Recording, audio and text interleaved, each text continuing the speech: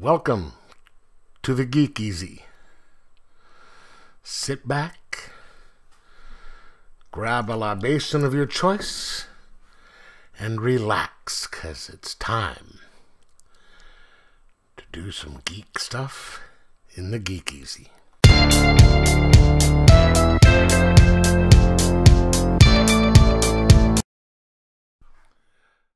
Welcome to the Geek Easy, fellow geeks. Grab a beverage of your choice.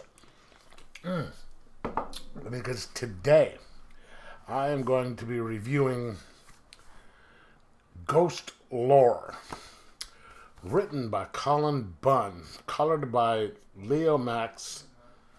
Let's see, what else is there? That's illustrated by Leo Max, colored by Jason Wordy, and lettered by Ed Dukeshire, and published by Boom Studios. I picked this book up just because, I mean, look at this cover right here.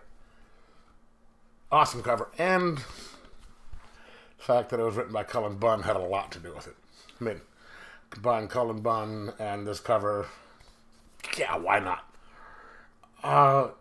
It's a really good book. It's kind of thin, but it starts off with Wednesday night services at a local church.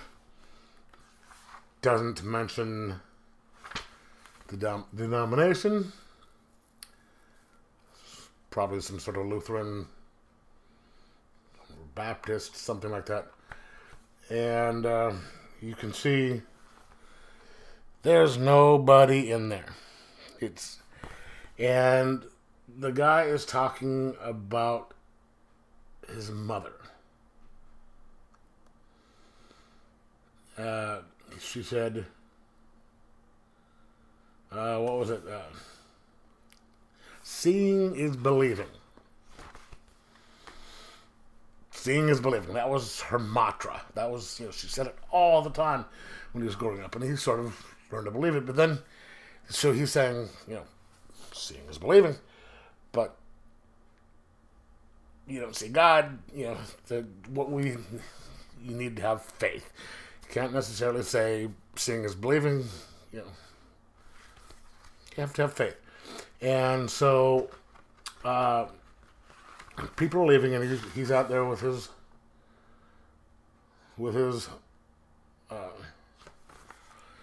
standing out there saying bye to everybody, and he's lamenting to his wife about how attendance is going down. She's like, it's always low on Wednesday night, and she's like, no. We're just, it's getting low.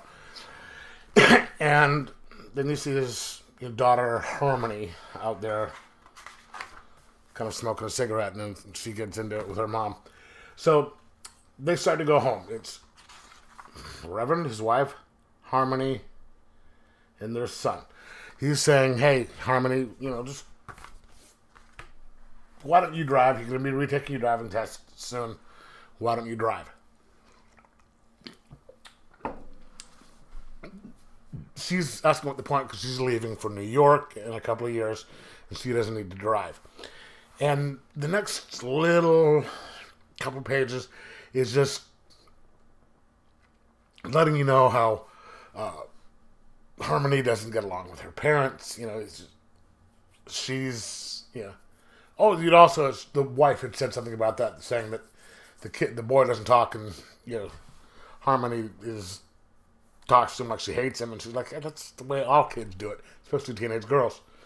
But the Harmony, she wants to leave as soon as she hits 18. She wants to go to New York. She's out there, and she's just being hostile. And the Reverend, her father, is like, what? Seriously, what the hell? I mean, he didn't quite put it that way, but he's like, what's your issue? And as they're going along, she sees this out in the middle of the road. And, of course, she swerves and crashy, crashy, crashy.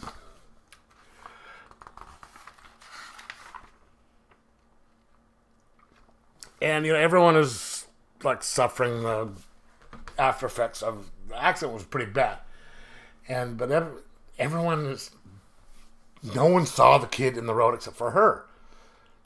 Seeing is believing. But then the son starts talking, and he tells this tale. If you see this, there's a whole bunch of like dead people around, and no one's seeing it except for Harmony. And the son starts talking. He's telling about this incident from a little while ago, back when he was talking. He had some friends, and they're at church, and they see this little weird girl that went to school with them. They thought that she was a witch, so they follow her into the woods. And something happens in the woods. I'm not going to tell you what, but and that's why he stopped talking. And now he's sitting there talking about it, and he's saying he had to get this off his chest. He had to get it off his chest but then it turns out he's okay. I don't want to just ruin the endings. It's kind of a weird surprise ending, but the fact that she's doing that, and the fact that he's doing that, sets up.